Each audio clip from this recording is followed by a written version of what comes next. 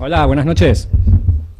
Espera, que estamos aquí acomodándonos. Esto es un poco la trastienda, pero sois todos amigos, así que sabéis entender. Buenas noches, bienvenidos a Diablos Azules. Una noche más, Diablos Azules apoyando emprendimientos literarios. Yo creo que ya es el bar literario por excelencia de Madrid. Hoy estamos con una celebración muy especial. Se trata de presentar en España, más concretamente en Madrid, esta revista, esta preciosa revista que yo acabo de tener en mis manos y todavía estoy babeando de lo bonita que es, Mastro Pulci, una revista italiana.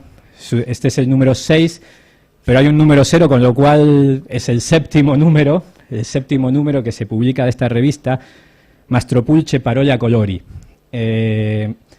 Bueno, voy a leer un poco una presentación porque quería memorizarlo, pero tiene mucho dato y no me quiero perder de nada. Entonces, os voy a hacer una pequeña introducción antes de que pase a contaros más sobre la revista Salvatore Rabo, que viene especialmente desde Italia para presentárnosla. Con V, Salvatore Rabo con V, quiero aclararlo específicamente, no sé por qué.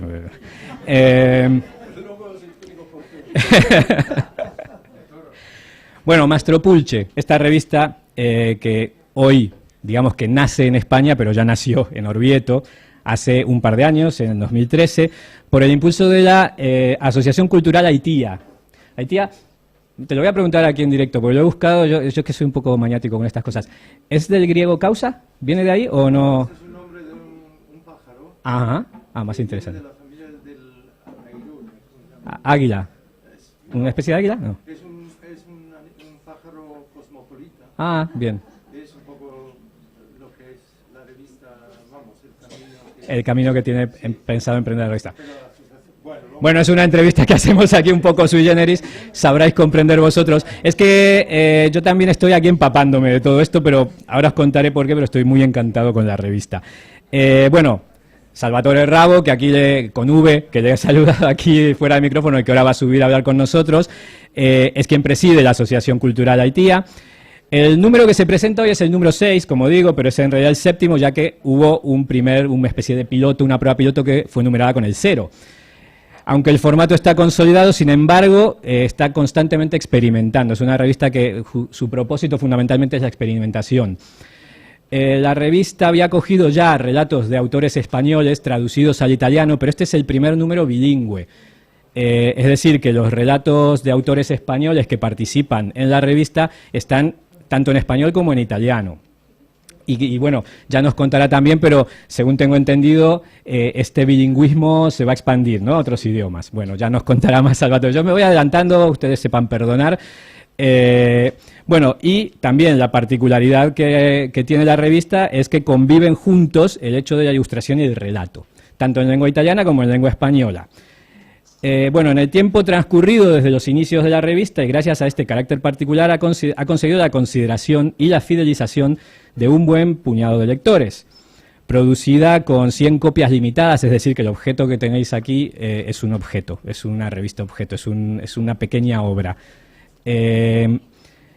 Pues constituye un feliz experimento de fusión de los lenguajes comunicativos entre escritura e ilustración que une a personalidades del arte y de la creación literaria, o también a simples apasionados que desean llamar la atención de sus trabajos.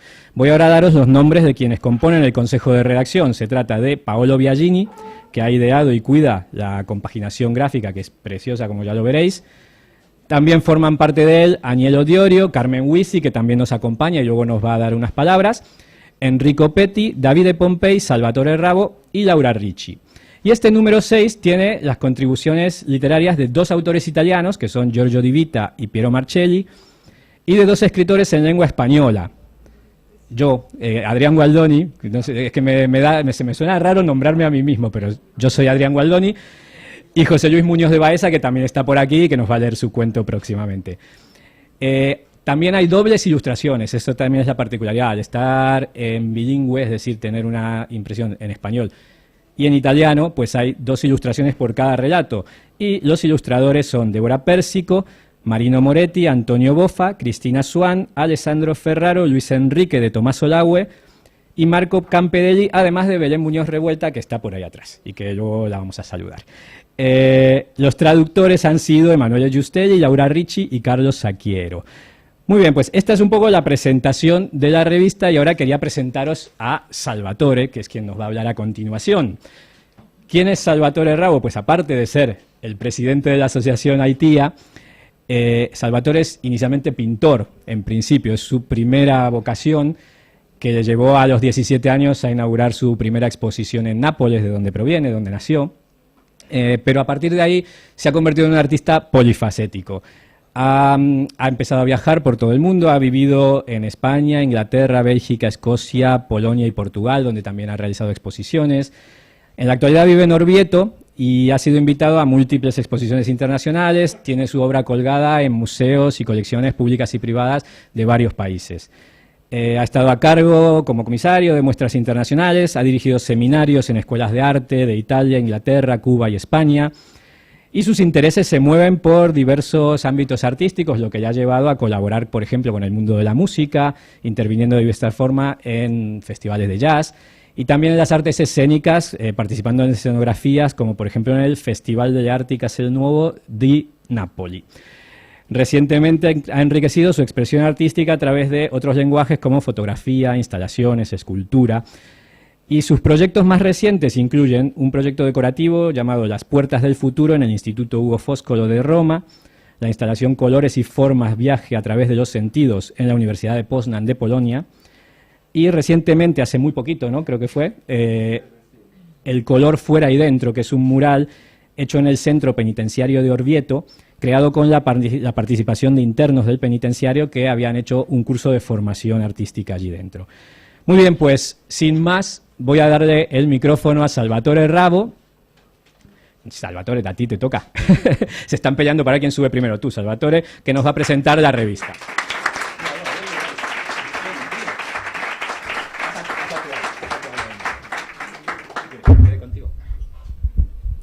Hola, buenas noches. Gracias por estar aquí.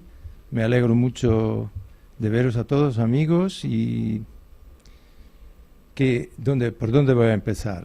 Yo hubiera preferido que preguntas, pero os voy a contar un poco la historia de la revista.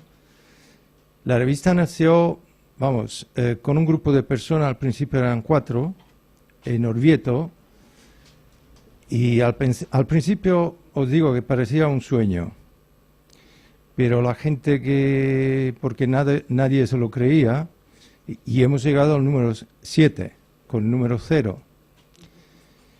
Y os digo que desde el principio la revista ha habido envuelto en ello como más de 200, entre escritores y ilustradores y pintores, famosos, no famosos, jóvenes. Es también nuestro intento empujar, ayudar a gente joven a escribir y a leer, porque hoy se lee muy poco, cada vez menos. Y creo que un relato corto puede estimular más a la lectura, al interés, y quizá abrir la mente de la gente, de las personas, de los jóvenes. Nada, Mastro Pulce, antes que alguien me haga la pregunta ¿por qué Mastro Pulce? Mastro Pulce es el título de un libro de Theodor Hoffmann, Amadeus Hoffmann, que es un escritor alemán, y el libro es autobiográfico, su libro. Es como autobiográfico, pero un cuento de hada. Y él era un hombre de justicia también, muy severo consigo mismo, pero era compositor, pintor, escritor, músico, polifacético. Entonces era un hombre que es porque la revista, para mí, para nosotros, el grupo, la redacción, es la síntesis, la historia de Hoffmann, la vida de Hoffmann, o su escritura y su persona. La revista es la síntesis. ¿Qué quiere decir? Que la síntesis, nosotros intentamos poner juntos todas las expresiones artísticas, la música, la pintura, ilustraciones, escritura, la luz, la imaginación, y nuestro intento es que todo el mundo se siente parte de la revista. Hacemos una selección, la gente nos manda los relatos y las ilustraciones. Digo ilustraciones, pero las ilustraciones nunca no tienen ningún límite. Nosotros no damos un límite, quiere decir, no decimos que tienen que ilustrar el relato. Simplemente tiene que ser la continuación del relato. Y no acaso participan muchos artistas, pintores también en eso. Y un pintor, como yo soy un pintor, no ilustra, cuenta a color, suena a color. Y que también son palabras, pero son palabras a color.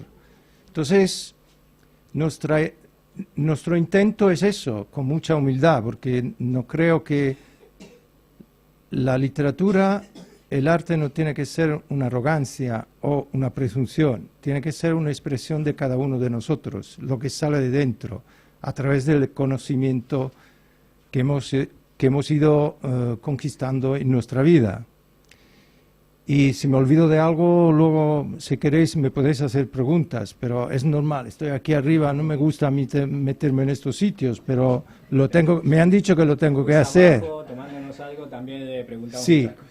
Entonces hay otra coincidencia, hoy es el Día de la Infancia, y tenéis que saber que el año pasado, en el 2014, nosotros hicimos un número especial para los derechos de la infancia, de los adolescentes.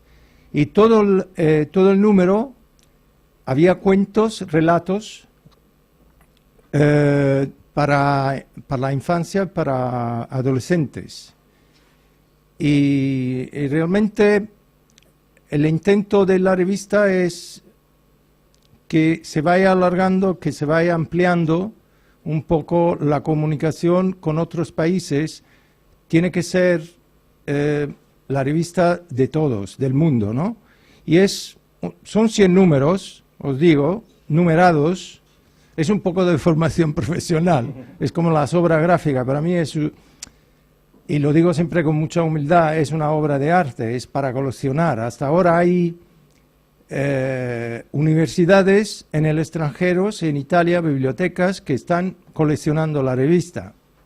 Y algún día, quizá, puede que sea, la revista es un testimonio del momento entre personas que están colaborando con ella, o escribiendo, o a través de ilustraciones, o pintura, o relatos.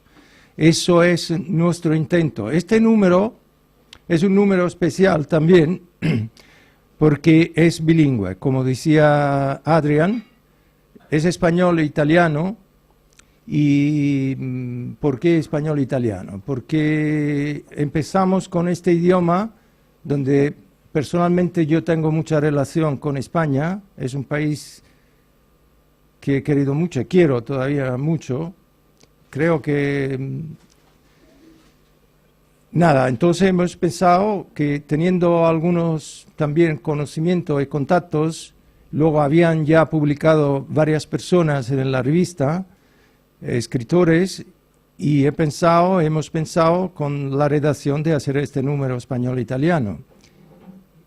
Y que os tengo que decir que la revista la hemos presentado hace una semana o 10 días en Italia y ha sido acogido muy bien. Últimamente yo os voy dando informaciones.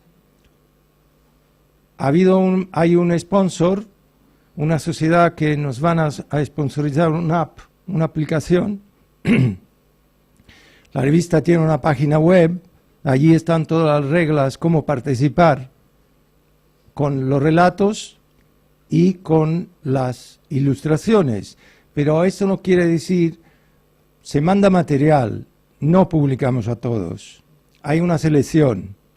hay una selección entre, vamos, que hace la redacción, que la redacción está formada por escritores, gráficos, pintores, y bueno, la mayor parte son escritores, pero en todo caso son todos gente que le dedica el tiempo, como yo,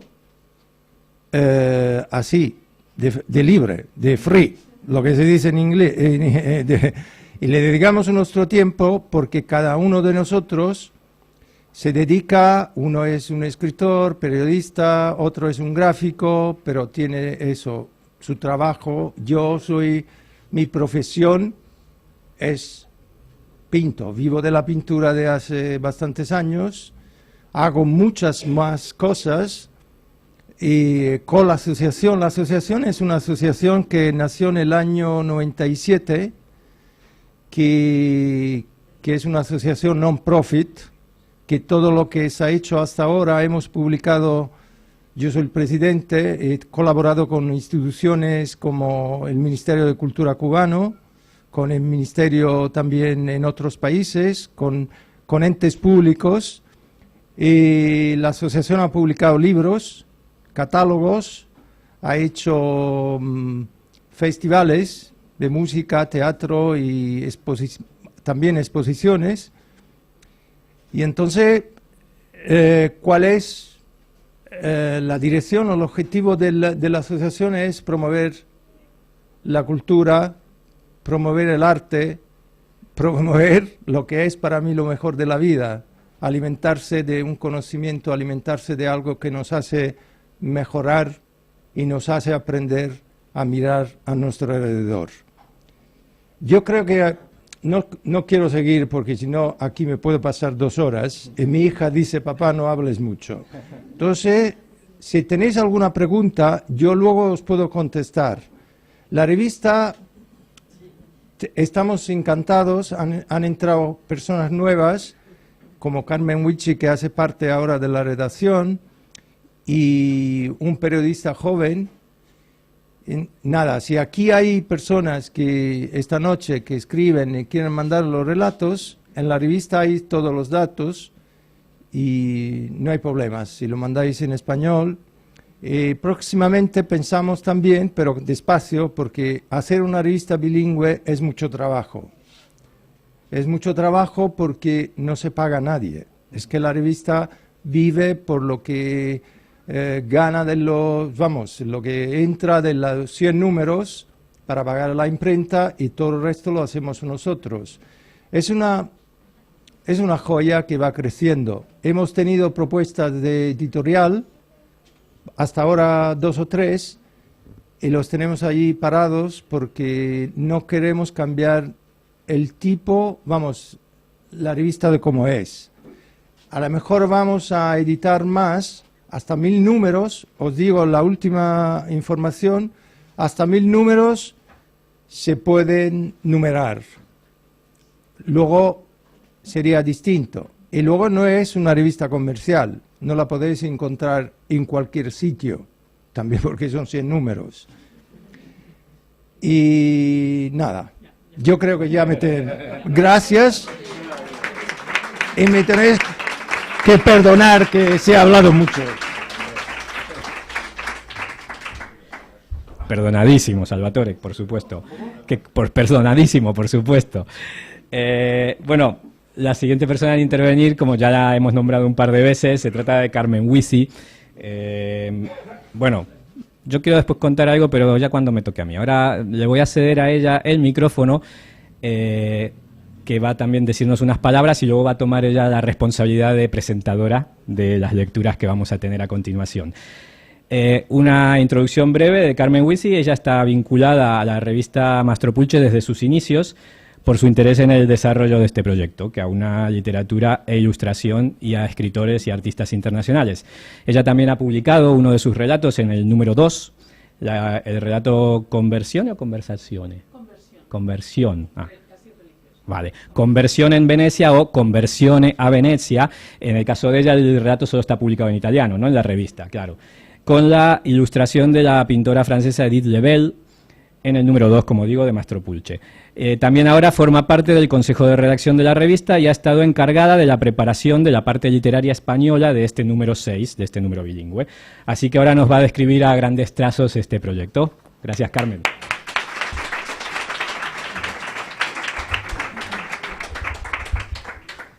Bueno, buenas noches y gracias a los Diablos por acogernos en este proyecto que es más angelical que diabólico, yo creo. De lo que han dicho Adrián y Salvatore, yo voy a insistir en lo que a mí me parece más interesante, que es que este proyecto tiene algo de unión y de saltarse las barreras. Además de las artísticas y las lingüísticas, en este caso, como digo yo, el italiano es una lengua muy cercana y sobre todo amigable, que es importante. Entonces, además de esas fronteras, yo insisto en el interés de que se saltan las barreras o los lindes entre la gente que ya está consagrada, artistas y escritores, y los que buscamos que se conozca nuestro trabajo. Este linde muchas veces es infranqueable. El subtítulo de la revista es Palabras a color.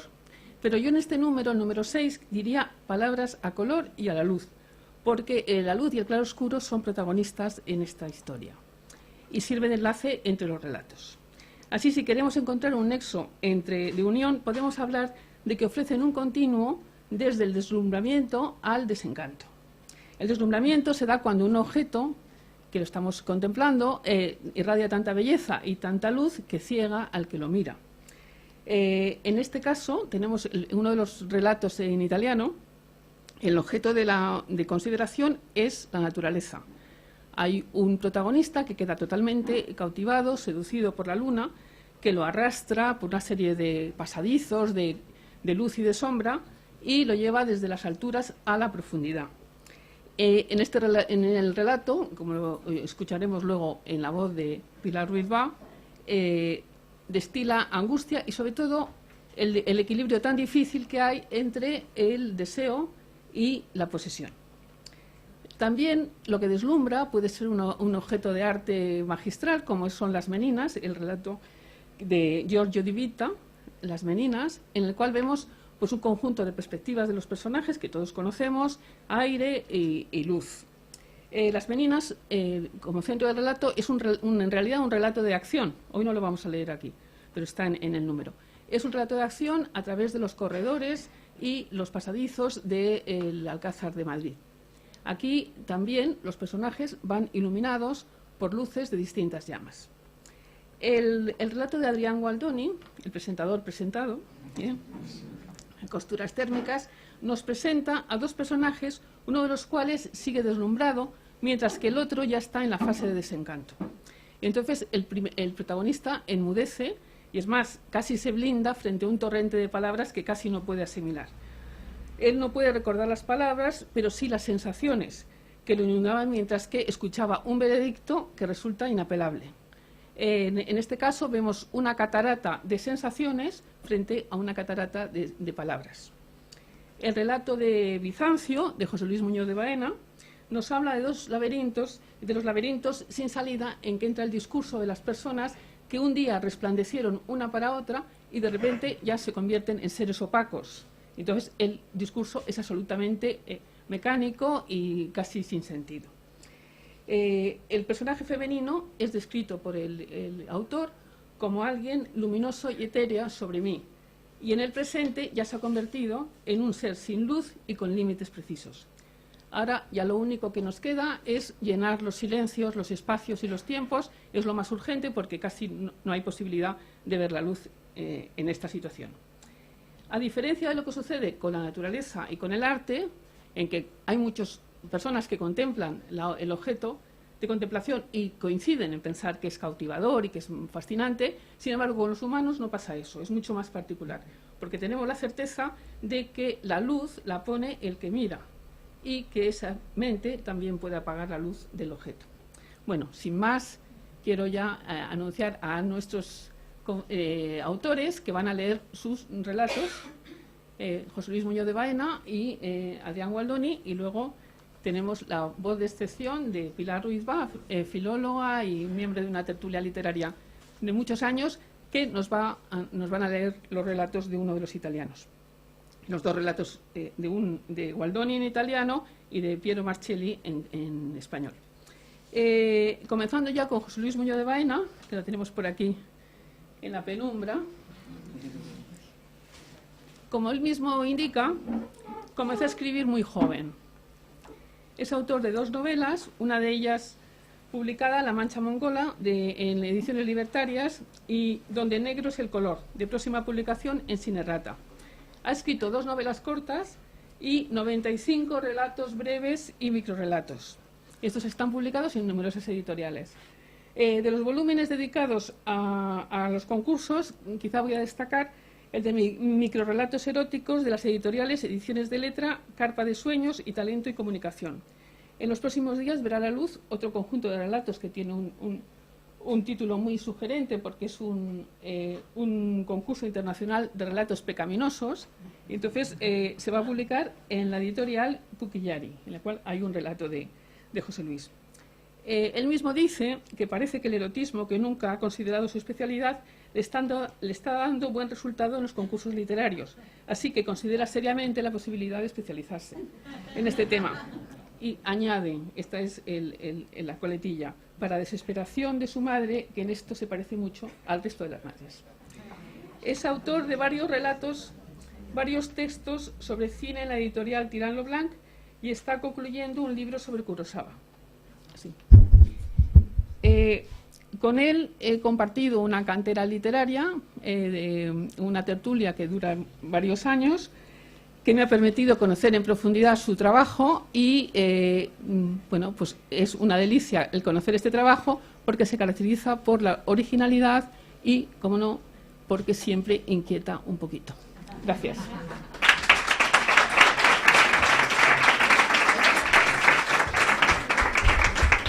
Pues muchas gracias, buenas noches. No voy a empezar con la lista interminable de agradecimientos, porque los académicos empezamos a agradecer y dedicamos más o menos las 3/4 partes del tiempo a ello. Simplemente quería hacer una precisión que, por otra parte, ya Carmen ha apuntado. Este relato nació de una tertulia, efectivamente, en la cual de vez en cuando tenemos la costumbre de, como aquellos personajes famosos, ya quisiéramos, en la famosa noche de Chillón, escribir no un relato de fantasmas, desde luego, como ellos, pero sí un relato con un tema determinado. En este caso el tema fue Bizancio.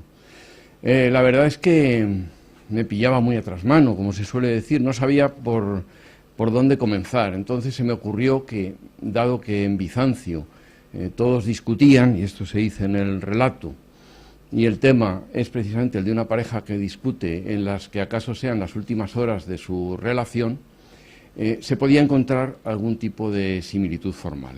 La ventaja de escribir, si podemos llamarlo así, de encargo, es que si a uno le sale bien, siempre puede decir, bueno, me dieron un pie y yo lo aproveché correctamente, y si uno lo hace mal o muy mal, siempre puede decir que esto se debe a que le dieron un pie muy forzado. Como veis, esta metáfora del pie tiene bastante buen resultado en este tipo de relatos. Voy a comenzar sin más. Bizancio, que fue la cuna de la herejía iconoclasta, añadió enfáticamente, como quien enuncia un teorema o esculpe en mármol. ¿Y eso qué quiere decir?, pregunté, ya sin ganas, convencido de que su respuesta me encontraría ausente, rendido ante la evidencia de que nada de cuanto pudiera añadir iba a interesarme. Bizancio. Una palabra de sonoridad extraña y lejana que me evocaba mosaicos, polémicas sin contenido, absurdas túnicas y calor húmedo. La camarera circulaba entre las mesas, veloz y etérea. Por si fuese poco, ella no estaba fina. Desgranó de modo reiterativo y con un punto de desinterés una retahíla de argumentos en contra de la representación de Dios, un alegato que sonaba hueco en su boca, mientras yo contemplaba el restaurante armenio lleno de iconos que había dado lugar a todo aquello. Mi mirada resbaló sobre la pared roja, como de prostíbulo, sobre los postres de aspecto empalagoso, sobre la camarera anoréxica y los 4 o 5 comensales que alborotaban en la mesa de al lado. La había amado tanto antes de que un día de pronto todo se acabara, antes de que aquella monstruosa necesidad de llenar tiempos, espacios y silencios lo invadiera todo. Hubiera escuchado con tanta alegría esa disertación sobre los iconos 3 años antes, cuando todo cuanto decía sonaba fresco y nuevo, como recién escrito. Ahora lo lamentaba todo. Haberla invitado a ese restaurante en cuya carta había hormigas y otros excesos, el tiempo y el dinero perdidos, la comida mediocre, el inocente comentario sobre los iconos que invadían las paredes.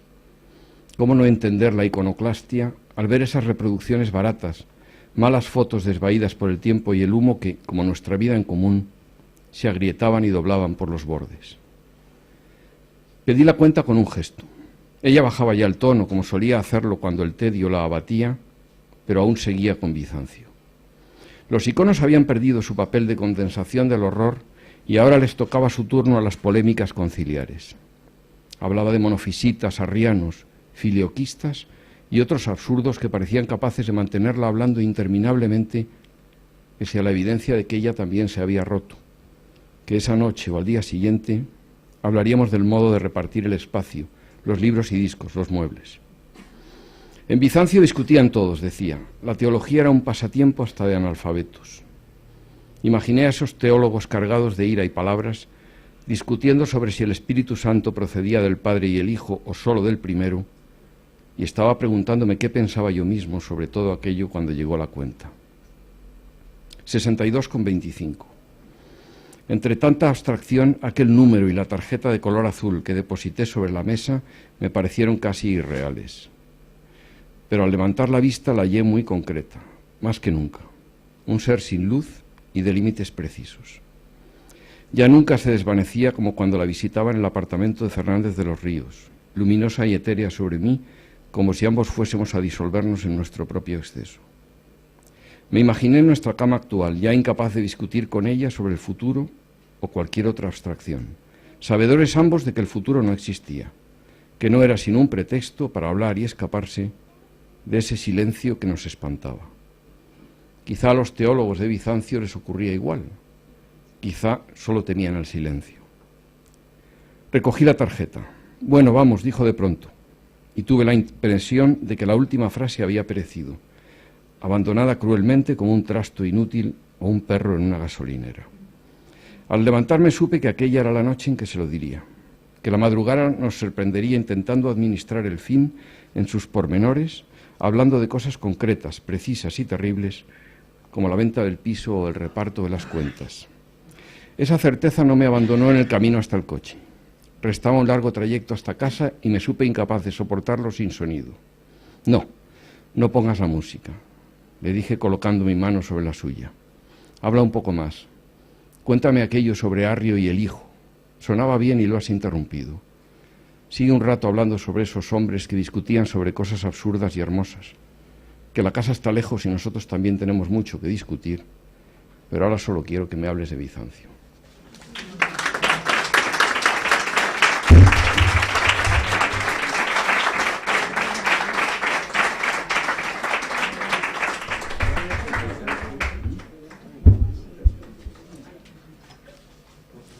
Bueno, ahora, como decía antes, le toca el turno al presentador presentado, Adrián Gualdoni, que nació en Buenos Aires, pero lleva viviendo en España desde el año 95. Estudió guión. Esto tiene que ser... ¿No es así? No, más cerca. Estudió guión de cine y televisión en la Escuela Séptima Arts de Madrid y ha participado en numerosos talleres de escritura y de relatos.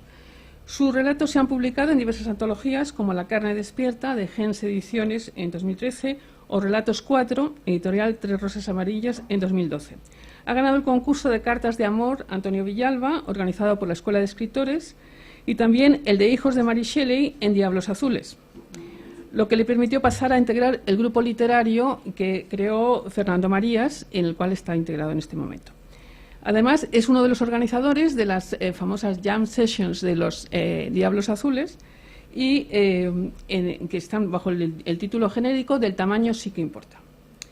Hoy nos va a leer el relato que ganó el premio de las cartas de amor de Antonio Villalba. Así que...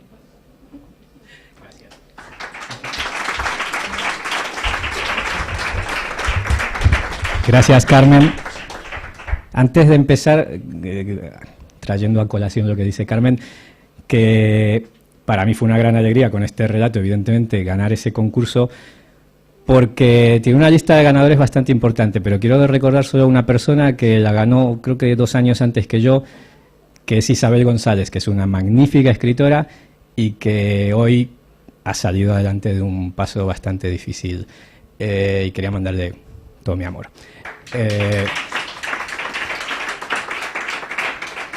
Bueno, y ya centrándonos en el acto, muchísimas gracias, por supuesto, por participar aquí, tanto a Salvatore como al resto del consejo editorial de Mastro Pulce, pero en especial a Carmen, que Carmen ha sido el nexo, evidentemente, para que este cuento esté aquí. Y bueno, yo a Carmen la conozco de hace un año más o menos, y es curioso, porque viendo ahora por ahí atrás que estaba Ricardo, me he acordado de cómo nos conocimos y de cómo Ricardo nos hizo ver ese nexo en común que teníamos, que no solo es la escritura, sino que es Antonio Hernández, mi tío, que falleció hace 1 año y pico y que era muy amigo de Carmen. Entonces, muchísimas gracias, Carmen, el recuerdo también para Antonio. Y finalmente, antes de empezar a leer, quiero hacer también una mención, y es que cuando me pidieron la ilustración pensé en una amiga que ya se está poniendo nerviosa, porque la voy a mencionar, que es Belén Muñoz Revuelta, que a lo mejor se anima y camina aquí entre toda esta gente para que te vean nada más, aunque sea, que hizo, mientras os voy enseñando esta preciosa ilustración. Belén. Es la autora de esto, tan bonito.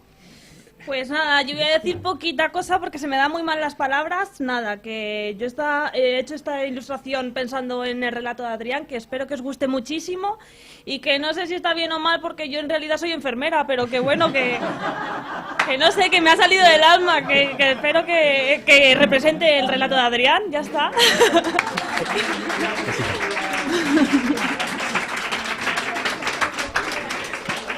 Es verdad. Es enfermera, pero también es una artista, porque ella es la que trabaja en el servicio médico de nuestro trabajo y siempre que pasas por ahí, claro, el servicio médico está ahí por si pasa algo. Cuando no pasa nada, y ella está ahí constantemente dibujando, haciendo así, pues artesanías con ganchillo. O sea, yo ya vi su espíritu artístico y lo podéis ver todos ahora vosotros en la revista. Además, se lo pedí de un día para el otro. Simplemente, pues como guía le dije, pues como sé que ella dibuja muy bien animales, le gusta mucho y lo hace con mucha precisión, dije, pues tú haz una mariposa y luego tiene que tener mucho color y nada más. Y me hizo esto, que realmente es casi lo que yo había un poco imaginado y que bueno, ahora cuando os lea el cuento yo creo que transmite muy bien el espíritu del relato. Sin más, ya no me enrollo más, que tengo esa costumbre porque, no sé, en el fondo también soy argentino. Os voy a leer entonces el relato Costuras térmicas. Llovía a cántaros, de eso sí que me acuerdo. No, a mares, llovía a mares. Tú quisiste que nos encontrásemos en el parque y eso que llovía a mares.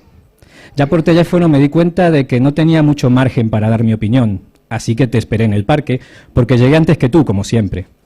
Me resguardé bajo un árbol frondoso, no me preguntes qué árbol era, porque ya sabes que yo no distingo un abeto de un abedul. Pero era frondoso, de eso sí que me acuerdo, y me mantuvo seco. ¿Se está escuchando?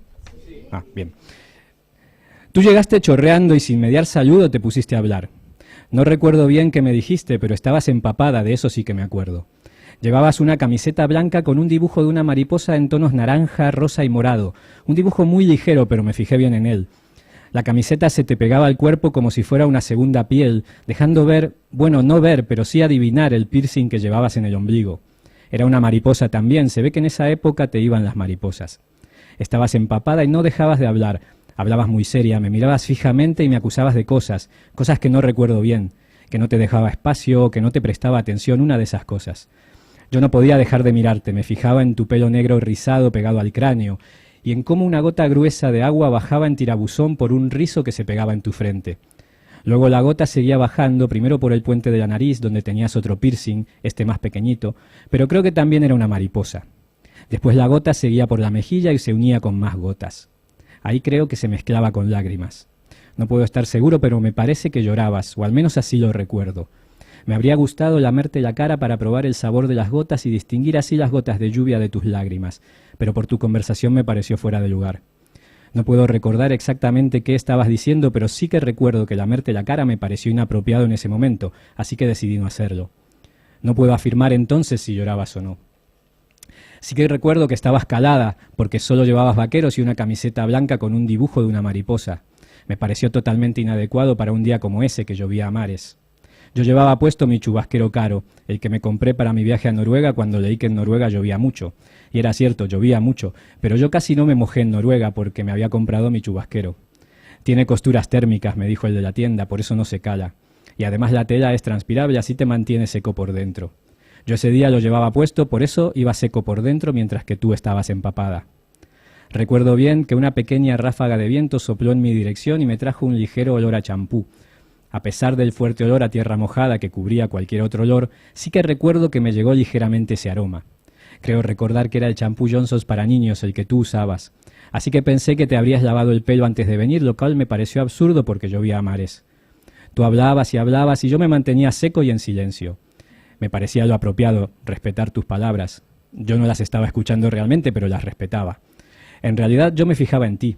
Recuerdo que la camiseta blanca se te pegaba al cuerpo como una segunda piel, dejando notar el sujetador negro que llevabas. Sencillo, liso en la copa, con bordados en forma de puntilla en los tirantes, que formaban pequeñas hendiduras en tus hombros. Creo, pero no estoy seguro, que tenía un lacito o algo así, una mariposa tal vez en el centro, en la unión entre las dos copas. Sin embargo, me puedo estar confundiendo con la mariposa del piercing que llevabas en el ombligo, porque de eso sí que me acuerdo. El tiempo hace que mezcle algunos recuerdos, por ejemplo, no sé muy bien qué me estabas diciendo. Bueno, no recuerdo tus palabras, pero sí entendí que me estabas dejando. No puedo precisar bien por qué, si es que no te dejaba espacio o no te prestaba suficiente atención, pero sí puedo afirmar que estabas rompiendo conmigo. Esto es un hecho sobre todo porque después de ese día en el parque, que recuerdo que llovía a mares, no nos vimos más. Hoy me reprocho no haber escuchado mejor tus palabras, me habría gustado recordarlas.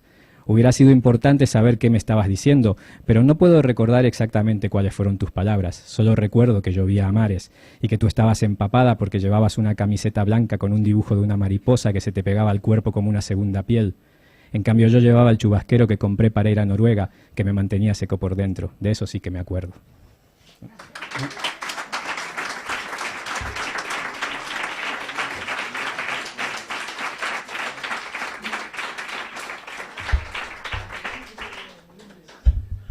Bueno, pues ahora ya vamos a oír la musicalidad de el italiano de Pilar Ruiz Bá, que se arriesga con hacer esta lectura bilingüe y vuelvo a recordar que la lengua italiana a mí me parece que es una de las lenguas más maravillosas del mundo. Es decir, que a mí me produce un estado de satisfacción el oírla, que voy a disfrutar también escuchando el relato. Pilar también pertenece a esta cantera literaria que os comentaba, que llevamos años reuniéndonos, escuchando nuestros relatos, corrigiéndonos, etcétera. Es lingüista y, bueno, pues yo creo que es un lujo el tenerla hoy para que nos lea este relato en italiano y después el relato del italiano en castellano.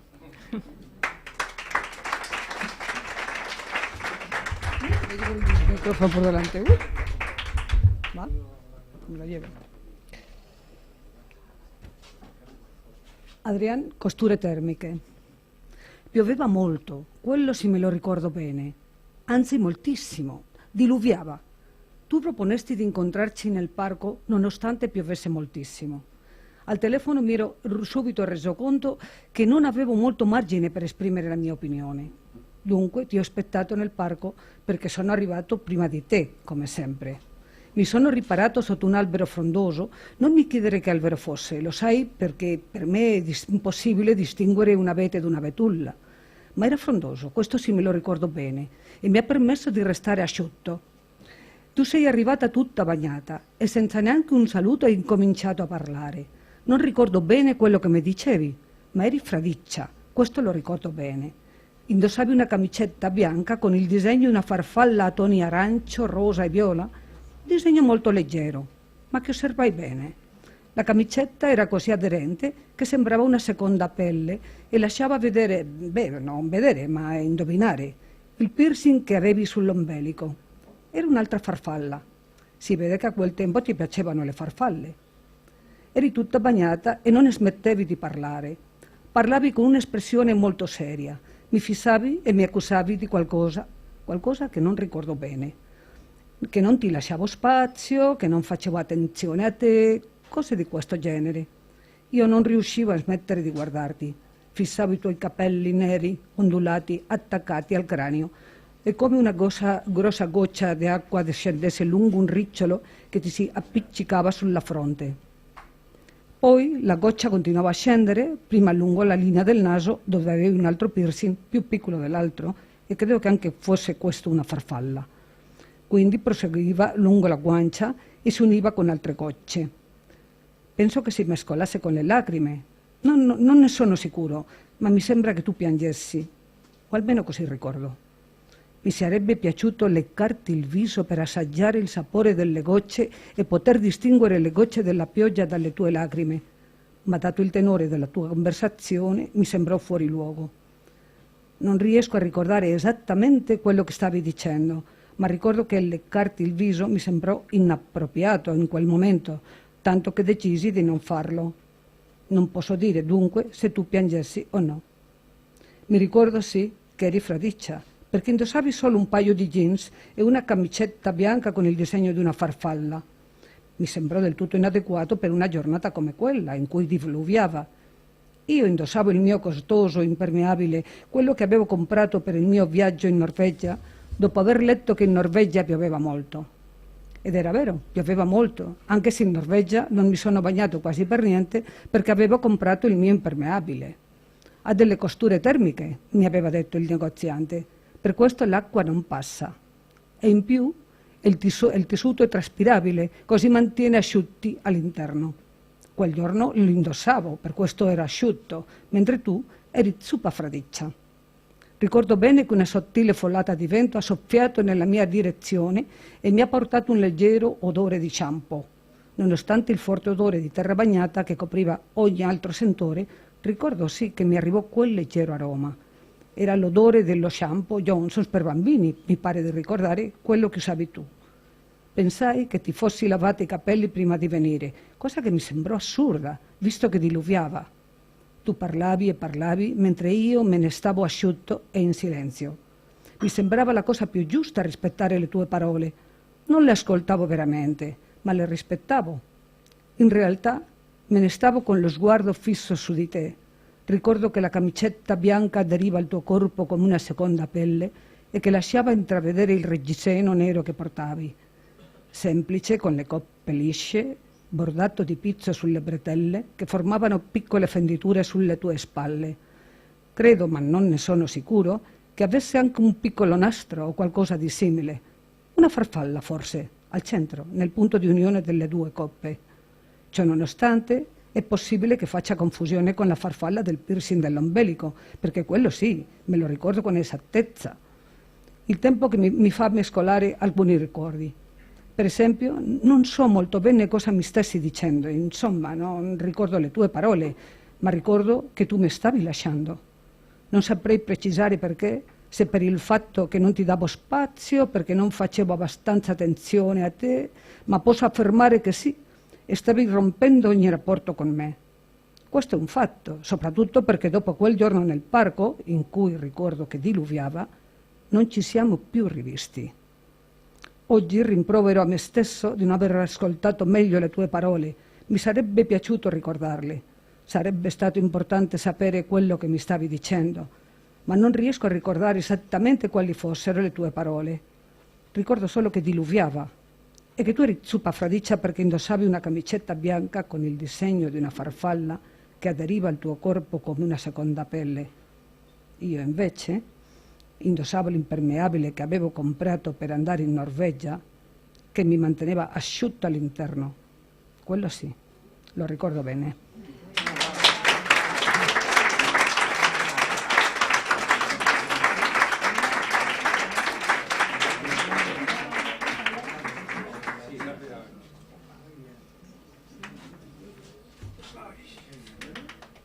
Lo siento, sto qua otra vez. Nada, solo quería presentar el escritor que ha publicado el texto, que es Luna Dentro. Él es un actor, viene de familia de arte, vamos, de teatro, y hace un programa con la RAI, que es un programa para niños que se llama RAI Yo-Yo. Y es también escritor, y nada, es lo que quería decir del relato que van a leer ahora de este italiano en español. Gracias.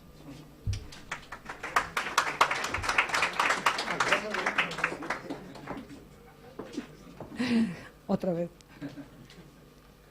Luna dentro. Había llegado a aquel pueblo desde hacía poco tiempo. Un hombre misterioso. De él no se sabía nada. Y misterioso era también ese grumo de casas y torres de siglos de antigüedad, pegadas a la cumbre de una enorme roca de toba, situada casualmente en el medio de una extensión grande hasta donde alcanza la vista de colinas cubiertas de bosques. Quizás él también se encontraba en aquel lugar casualmente, fascinado por esa roca que en el pasado había resistido seguramente a innumerables ataques de ejércitos invasores y que hoy seguía resistiendo a los azotes de un viento siempre presente, que se deslizaba por los muros y entre las calles del pueblo, un sube y baja continuo de estrechos callejones, pequeñas casitas de piedra encajadas las unas en las otras, altas torres y viejos palacios nobiliarios. Había decidido vivir a los pies de una torre, en la parte más antigua del pueblo, aquella que en sus entrañas escondía un espectáculo que hombre y naturaleza habían decidido crear juntos. De hecho, a los volúmenes de las casas de la pequeña aldea correspondían innumerables cavernas, pozos y abismos en el subsuelo, verdaderas viviendas, tiendas y refugios de épocas pasadas y nunca olvidadas por sus propios habitantes. Tampoco su casa representaba una excepción. De hecho, entre los cimientos de la torre donde vivía se abría un pozo muy profundo, enteramente practicable a través de una larga escalera de caracol excavada en la toba. Tal vez, en el fondo, ese pueblo era como él, alto, delgado y huesudo por fuera, pero con un alma llena de infinitas cavidades que la vida había excavado y donde muy a menudo sus pensamientos más íntimos y personales habían encontrado refugio. Porque solamente ahí podían ser suyos. Solo en ese laberinto interior suyo los podría poseer totalmente. Hasta su casa se había convertido en una especie de refugio. Esos muros seculares le otorgaban un gran sentido de protección y la desconfianza de los habitantes del pueblo hacia él acentuaba aún más su aislamiento. Una soledad tal vez deseada o que quizás se había precipitado en su vida con una fuerza violenta sin darle tiempo de reaccionar, sino solamente de adaptarse a una condición que sería el signo distintivo para el resto de su vida. Una soledad que se interrumpía solamente en un momento particular, por la noche. Pasaba siempre, cada vez que caía la oscuridad. Después de algunas horas de sueño, se despertaba empujado por el deseo de ir hacia una ventanita que se abría en la pared justo enfrente de su cama. Se asomaba y ahí estaba, allí arriba, en esa estrecha franja del cielo que lograba ver entre los muros de las casas y la torre, la luna. Como si fuese una cita, se asomaba ella también, envuelta en el ruido del viento. Esa visión lo hechizaba. Quedaba allí atontado y sentía que todo su cuerpo delgado se llenaba de un deseo tan poderoso como disparatado, el de tenerla, esa luna, de tocarla, de acariciarla, besarla, poseerla. Durante el día, volviendo a pensar en ello, se llamaba a sí mismo tonto e idiota. Sin embargo, al caer la noche, su deseo se convertía en algo del todo normal, como el deseo de un hombre hacia una mujer. Y entonces volvía a subir las escaleras de la torre, corriendo, con la lengua fuera. Esos peldaños de madera bajo sus pies parecían ridiculizarlo con su crujido, pero todo eso le daba aún más fuerza, y una vez llegado a la cima, la ilusión de estar más cerca de ella le hacía creer que podía alcanzar finalmente la posibilidad de tenerla solo para él. Sin darse cuenta de que, una vez más, ella ganaría, mirándolo desde allí arriba, impasible, lenta hasta su ocaso. Sin embargo, una noche pasó algo asombroso. Él se había acostado como de costumbre. Como siempre, se había quedado dormido y, como siempre, después de un rato, se había despertado en medio de la noche. Sin embargo, esta vez pasaba algo raro. Un calor sofocante había envuelto su habitación y el inevitable ruido del viento había dejado paso a un silencio irreal y absoluto nunca oído antes. El instinto, como de costumbre, era de levantarse e ir hacia la ventana para verla, su deseada luna. Pero esta vez, asomándose a la ventana, solamente veía un cielo desoladamente negro. Todo estaba misteriosamente sumergido en la oscuridad. Se asomaba aún más, hasta casi caer para abajo, pero nada. No era posible. Inconcebible. No podía haberle dejado allí solo, inmerso en aquel vientre de piedra. Subir hasta la cima de la torre, por supuesto. Allí arriba la encontraría, como de costumbre, ¿no? Corría por esa escalera como nunca antes había corrido. El calor se hacía cada vez más insoportable. Peldaño tras peldaño empezaba a quitarse la ropa y, desnudo y sudado, llegó a la cima de la torre seguro de que volvería a verla. Sin embargo, esta vez también solamente la oscuridad total lo rodeaba. De su amada luna no había huella.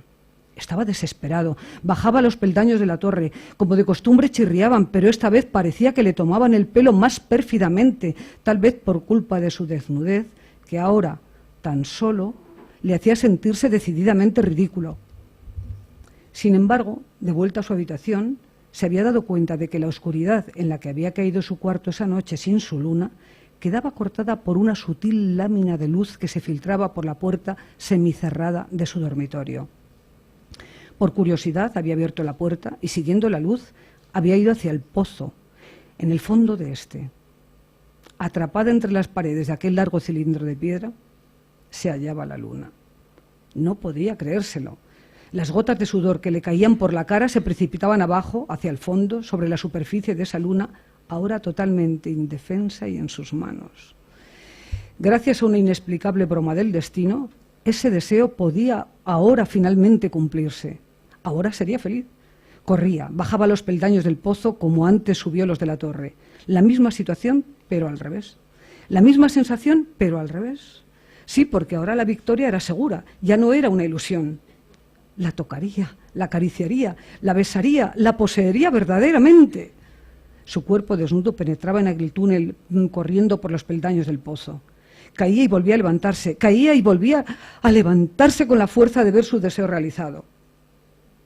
Llegado al fondo, estaba allí, frente a ella, deslumbrado por su luz, inmóvil, en silencio, también inmóvil el tiempo, inmóvil su cuerpo, inexplicablemente incapaz de tocar, acariciar, besar, poseer ahora esa luz que se reflejaba en ese cuerpo desnudo y empapado de sudor.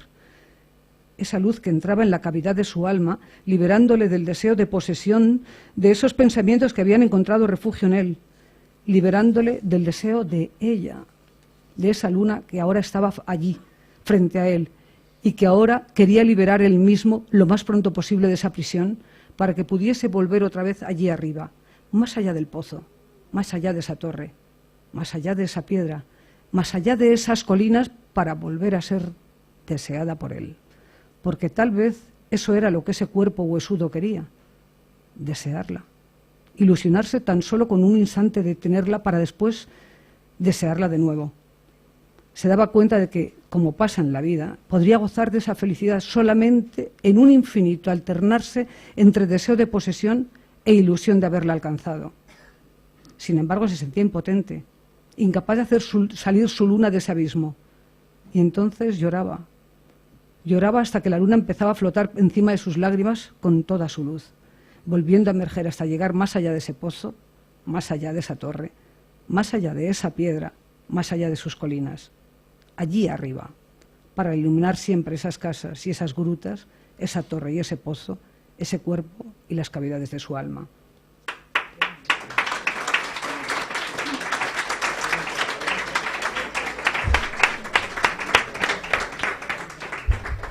Bueno, pues muchas gracias a todos por acompañarnos. Ya cerramos el acto, pues agradeciendo a José Luis, a Pilar por sus lecturas, a Carmen y a Salvatore por traernos Mastro Pulce a Madrid y hacer esta preciosa edición bilingüe.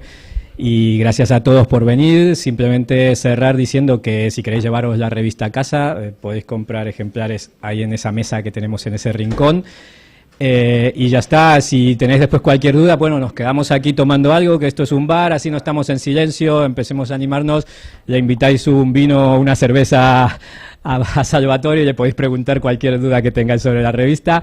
Así que aquí nos vemos, ya sabéis que esta es vuestra casa, así que muchas gracias a todos.